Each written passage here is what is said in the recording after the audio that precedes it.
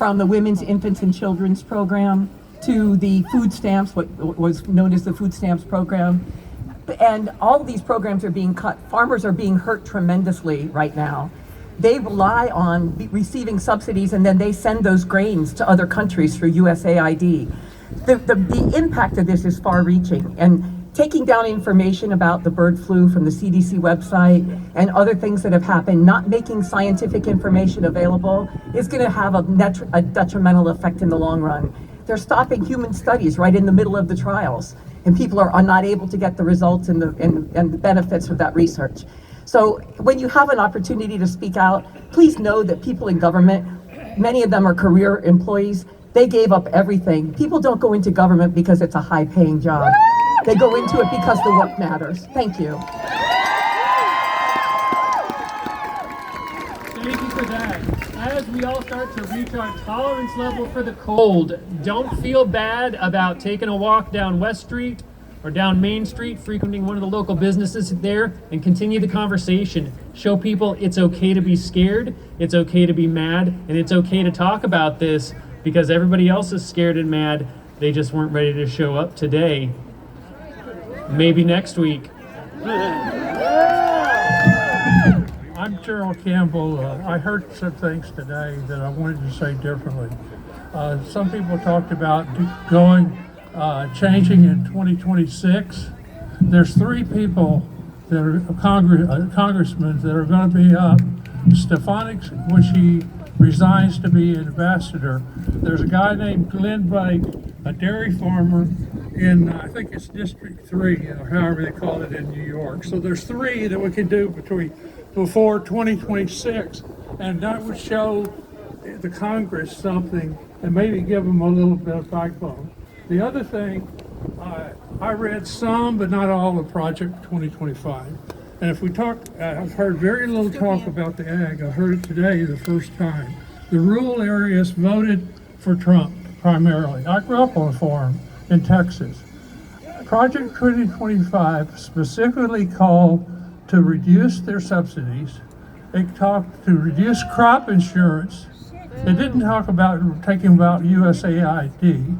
I think there's about $800 million that goes to ag, but I might be wrong on that.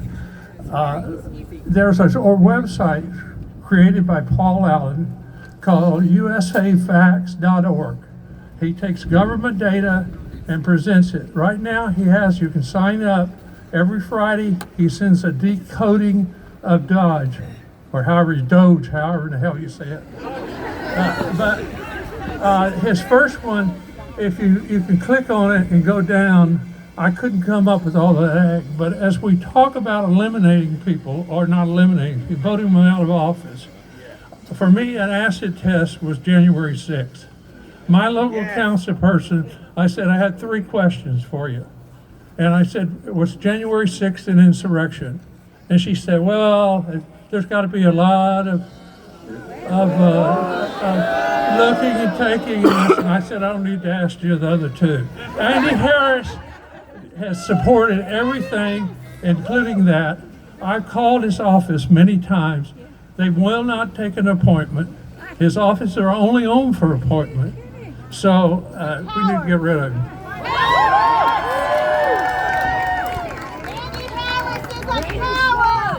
Let me make that a little easier for you to go get rid of Andy Harris. Here's what he said about his constituents. He said he has not heard from any of the roughly 23,000 federal employees in his congressional district about concerns they might lose their jobs. Federal employees who are doing their jobs and are, quote, not trying to impede the administration, end of quote, should be all right, he said. But if, on the other hand, you are conspiring to stop President Trump's mandate, you probably should expect that you have to look for another job. When Takia mentioned the bus strikes, we need to have somebody in his district office for the next freaking 13 months. That's how we do this. Let me tell you what Kathy Szeliga said. She's just over there in that building right there. She's a Baltimore County, a delegate for Baltimore County. She said she's heard from federal workers who see firsthand how the government spends this money. They've told her it's about time. it's about time to cut back. They're saying thank you. Do you really think they're saying thank you? Yeah. And one more. This was Delegate Lauren Erican, just one of my favorites. Yeah. She is from Hartford County, I think. This is just going to get, yeah, she is. She said she hasn't heard from any of Hartford County's federal workers. Jobs, however, aren't guaranteed, and changing careers is, quote, just a part of life. Sometimes you have to start over. When God closes the door, he opens a window. She said that. Throw her out the window. Yeah. They all need to be primary. And I know those are GOPers. I get that. But we need to be at their offices asking them why they don't support federal employees in their district. That's in Maryland here. Thank you. Support the Baltimore Banner. Get a subscription to the Baltimore Banner. They did the reporting on this.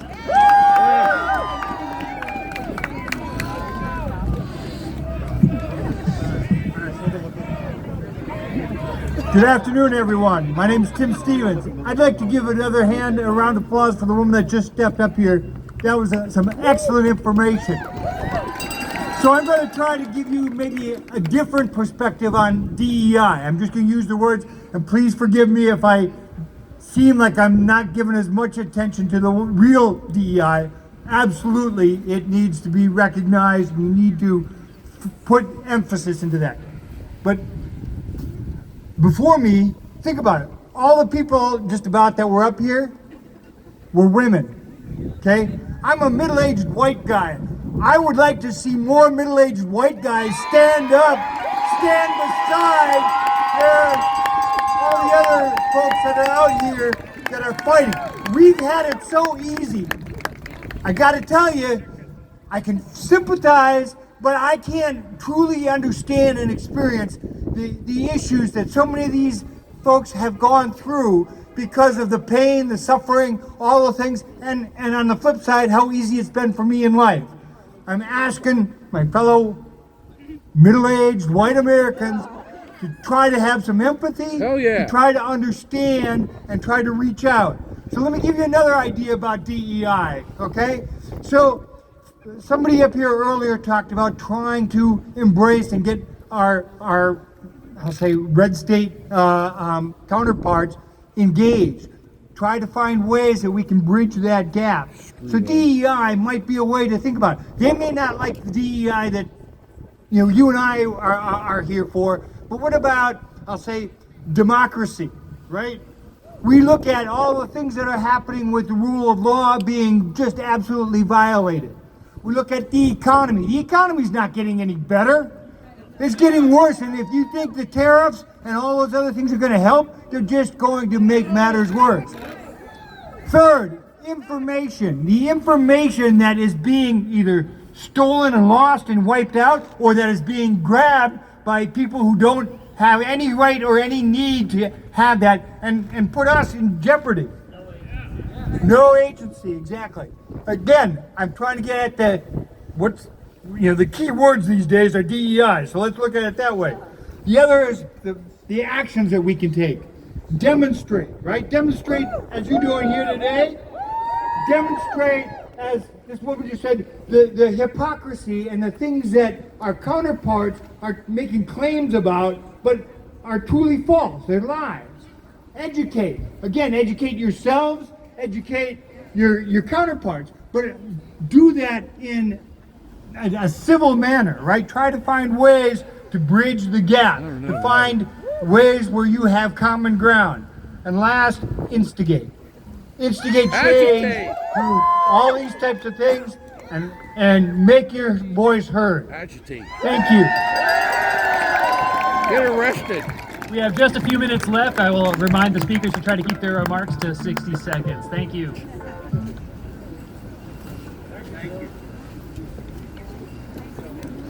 I'm an old white guy. I've got one question. Are you better off than you were 4 weeks ago?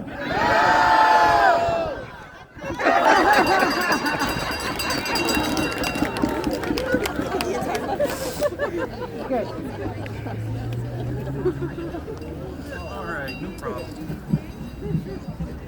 So, as one of my friends used to say, I'm just a nurse. 40 years. Taking care of people in my beloved state and city of Baltimore. Baltimore. Grew up in Park Heights, and now I live in Dundalk. I'll tell you one thing. That's where I'm from. In the 60s, I had a legal abortion. I don't want that anymore for nobody. I have friends that worked in units where women were dying in Spanish Harlem and Philadelphia with self-induced and back alley abortions. We don't need that. Grandmother died. 1925. My father, my husband's father, my brothers, my brother-in-laws, they all served. My husband, Vietnam vet, in a long-term care veterans facility in Maryland. You know, all these guys, they tell me stories all the time about Vietnam. One of them grew up in Baltimore City. They said, we're going to send you to Vietnam, boy. You're going to be a clerk. They put him in the morgue for 2 years, sending body bags back. We gotta fight. If there's one book you want to read, and it's really little, it's by a historian named Schneider. He wrote a book called On Tyranny. He studied all these fascist countries in Europe, and he lays it out, what we can do, what we shouldn't do. Please, it's a really little book, but it's so important. And we gotta fight. Power to the people.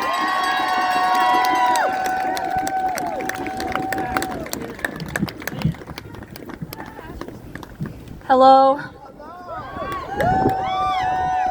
My name is Ren Smith. I'm from Baltimore. I'm 13 years old. I'm still in middle school, but I think I can speak for all of us when I say I am sick and tired of being sick and tired. The people out there, they don't care about us. We are scapegoats. They know they can target us, people of color, neurodivergent and disabled people, queer people, trans people. We are the minority, and they know this. They blame us for issues that they have caused. It's the billionaires who are attacking all of us. It isn't red versus blue, it's us versus them. We are scapegoats. We need to stop fighting each other and start fighting the top 1%. Yeah. We, the people, need to stand up. I am a trans teen, and I have queer and trans friends who were terrified. And when the thing that is running this country was elected, and no child should be terrified of what is running their country. We need to fight back. We can't stay here wagging our fingers and shaking our heads. We need to fight. Thank you. Imagine living your whole life with Trump's shadow over you. Free Luigi. You're a hard act to follow in a good way. Okay, my name's Alan, live in Baltimore, from New York originally, here at heart, and I am a paraeducator in a high-need school in Harford County Elementary School. I have a trans niece, I'm very worried for her and her partner, but I'm here especially on behalf of my now deceased mother, who grew up in and fled Nazi Germany. Jewish, yes, and she and her family told me what it was like to grow up there, and I never imagined that Nazi Germany 1933 would come to United States 2025. It is so frightening, and my father got out of Poland, but his mother was likely murdered at Auschwitz, so there was a saying that it can't happen here. Yes, it can happen here. We need to fight, do everything we can to stop it. The previous speaker was amazing. I had no idea she was that young. I could see her in Congress or somewhere similar in, a very, 15 years, whatever the name is. Well, you have to be 25, I think. Anyway, do the great work. I love the great science, hearing the energy. This is only a start. Let's keep going. And I'm proud to be an older white male who's very much against all this shit. Take it easy. It's good seeing you. I'll be here every time. Okay, my name is Maureen. Really quick, in 4 weeks, Congress is going to decide whether or not to keep our government open. The Republicans need the Democrats. They need our votes to do that. I say, shut it down. Shut it down! Shut it down! Shut it down! Okay, we're really short on time, so I'm going to tell you this really quickly. Thank you for coming today. Thank you to all the black women out there. You have fought this battle for years, and we're right behind you. Right back there. Here are 2 things that you can do. This is your homework list. You heard about 5 calls. Download that app and do it. On Friday, February 28th, hit them in their profits. No spending. Don't spend a fucking penny. All we care about is money and power. Don't give it to them. Friday, February 28th. March 7th to 14th, we go after Jeff Bezos and Amazon. No buying from that Amazon. Friday, March 14th, national strike. Take your day off now. Friday, March 14th. Don't go to work. Don't do anything. We're on strike. Okay, if you don't know how to buy from responsible businesses, there's an app for you. It's called Goods Unite Us. Download that app and start shopping only at businesses that protect your democracy. Who's number 1 on that list? Costco. We have a Costco right here in Anne Arundel County, and they've had a massive surge in business. So get to work and fight, fight, fight. We're not going to take it anymore. We're done with the oligarchy. Thank you for that. We have just a couple more people. We are right at time, so I'm going to use this to remind everybody, please pick up after yourself, pick up after your neighbor who maybe forgot. The marshals have trash bags at the end, and thank you again for coming, but stick around. We're going to go as long as we can. Hi, my name's Susan, and just remember these people in the administration are climate crisis deniers, and that human health depends on planet health.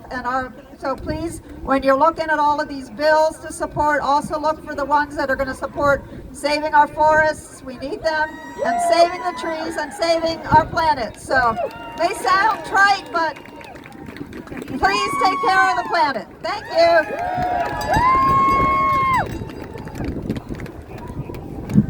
Hello, I want everybody to take out their cameras, their phones and stuff and take a picture. And I want y'all to send it all over America. My name is Louis Bracey.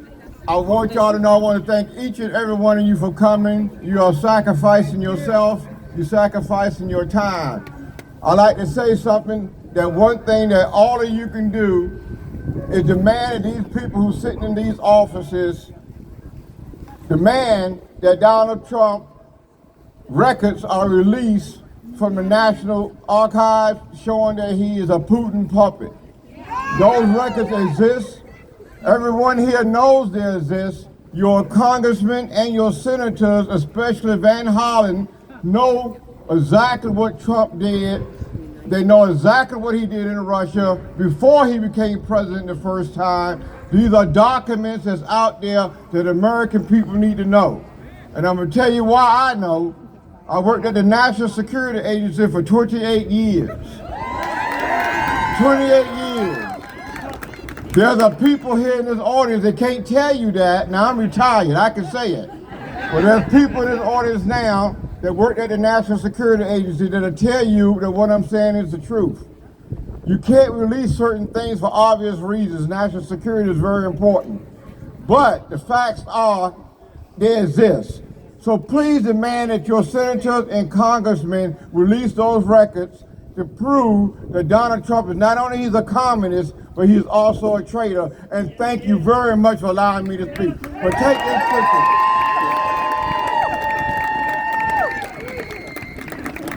And it's medical records too. All right, I'm good. Okay, we're going? Yeah. I just got a message. I want to be short because I know these good people would like to say something really brief. I got a message for white men. Get the fuck off the couch and your video games and stop being intimidated by women because they fucking did their homework. Get off the fucking couch. You know what you remind me of? The youth during Hitler. They got seduced. Oh, I want to be a macho man. Like, come on, let's go march. Let's go march. Come on, people. Get off the fucking couch.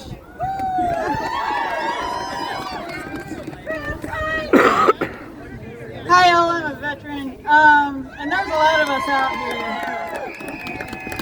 Air Force. And it's so important, the strength that we have in diversity, and other people are trying to use veterans as pawns and act like they have an exclusive right to patriotism, and we're here to tell them that they don't, and that we in the military and veterans appreciate our black and brown veterans, our women veterans, our LGBTQ veterans, our trans veterans, our Muslim, Christian, Jewish, atheist, pagan, Buddhist veterans. And all of their service matters and is important, and we are stronger together. Do not let them redefine what DEI means. We decide what DEI means. There is strength in deciding what words mean. Don't give that power to them.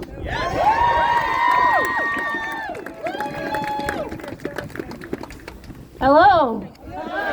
I'm not a federal worker, but I am a state worker, and I happen to work in elections of all things. So you can imagine my stance when I'm holding this sign, and I have to look 30 Republicans in the face every day leading up to the election and say, sure, I'll help you register as a Republican. But you know what? That's behind us now, and we just need to deal with this. So call your representatives, build community, stop spending money, trade, barter, make your own things, repair your own things, and keep going.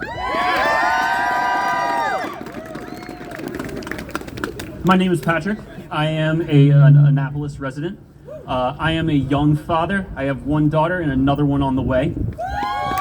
With that, I think that it's important as a white man to be able to call out and say that white man and true masculinity is being able to stand up for the rights for the women in your life, for them to be able to have the opportunity to live the life that they want to live. Elon Musk and Doge has gone and has gotten access to IRS data that puts the financial risk of every single American in this crowd, everyone around, at risk. That means they have access to your social security number. They have access to your tax records. They have access to your financial records, your bank records. They can be able to modify that. They can change that. They can be able to share that with anyone that they want with that full admin access.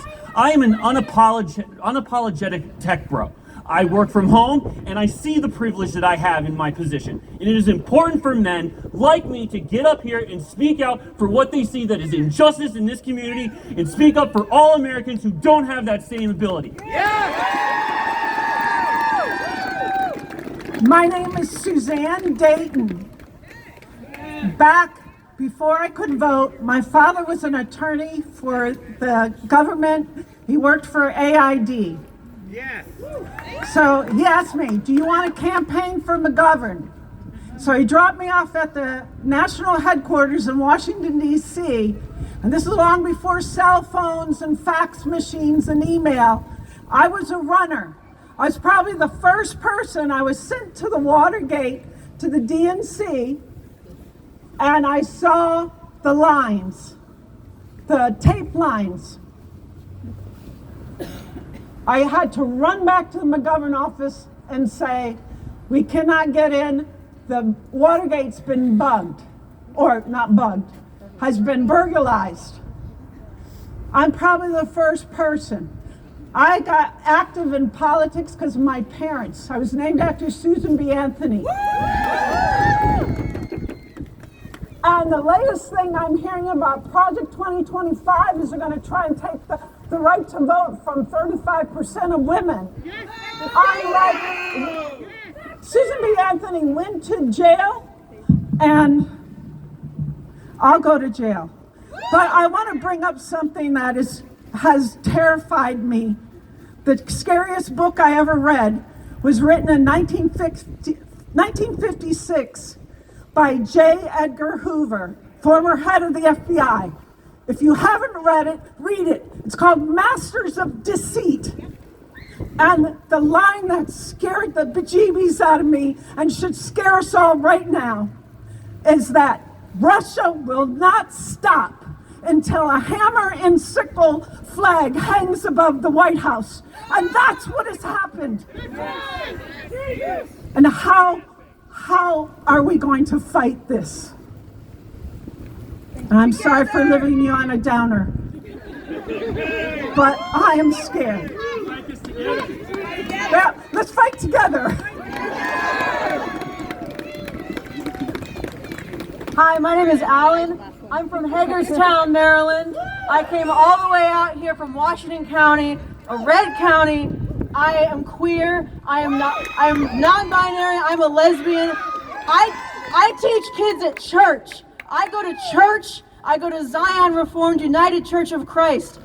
And I have never felt more at home than I have in the United Church of Christ, because they don't care who you are. They will welcome you and celebrate you. And this is my first protest. I just turned 21 last week, and I am so excited to start making my voice heard and speaking up for myself. I'm so happy to be here, and I'm so happy to see all of you. I am non-binary, and I am a woman. I am both. A woman's place is in the rebellion. We will keep fighting. This is just the beginning. Thank you so much.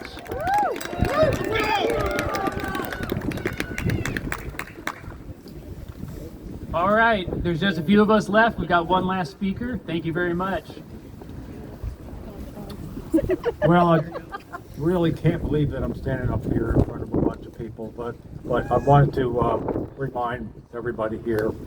I saw a documentary by Ken Burns, if you all are familiar with him, and it was about the 1930s in America, and that was going on as war raged in Europe, and it continued on, and there were a lot of Nazis here in our country at that time, and they were trying to keep them, let's say, from growing too big. And in the end, the only thing that really saved us was our entry into World War II. When the series ended, our host, and forgive me, I forget name, I'm terrible with names. Ken Burns spoke as part of the series, and he warned us about Trump and said that we will not be able to go back, and it among other things. So I was kind of shaken because he's never done this and spoken to the public like this before. But if you want if you want to learn about what it was like in the 30s, which is terribly similar to what's going on now, I suggest you take a look. Thank you. All right, thank you everybody. Thank you to the Maryland Capitol Police for making this so easy and preserving our freedoms. Do not hesitate to frequent our local businesses here. If you're super cold, right under the stairs, you can go into our state's capitol. That's the visitor's entrance. They have restrooms there. They have coffee and tea just around to the left. And they have heat. Thanks again, everybody.